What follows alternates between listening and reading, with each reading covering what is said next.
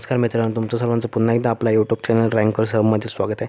मित्रांनो, आपण आज ह्या व्हिडिओमध्ये महाराष्ट्र बोर्डाबद्दल एक लेटेस्ट अपडेट आले आहे, ते अपडेट बघणार आहोत. जर तुम्ही चॅनलवर नवीन असाल तर लवकरात लवकर चॅनल सबस्क्राईब करा, तर तुम्हाला असेच महाराष्ट्र बोर्डाबद्दल अपडेट ह्या चॅनलवर मिळत राहतील. तर मित्रांनो, नक्की बघूया आपण काय अपडेट आली आहे. Maharashtra HSSS exam 2021 to be postponed, check latest detail हे.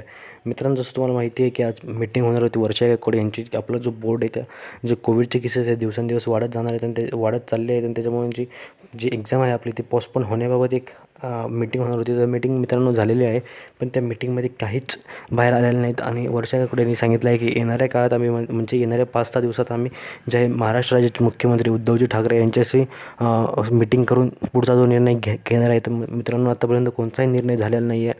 आज तर मित्रांनो आपल्याला अजून 5 दिवस लढायचं आहे. मित्रांनो, तुम्ही आपल्या चॅनल सबस्क्राईब केलं असेल तर खूप बेस्ट केलं आहे, कारण तुम्हाला नेहमी आपण सपोर्ट करत राहणार आहे. मित्रांनो, 5-6 दिवसातून आपल्याला लढायचं, आपल्याला आता थांबायचं नाही आहे. 5-6 दिवस आहेत आपल्या हातात.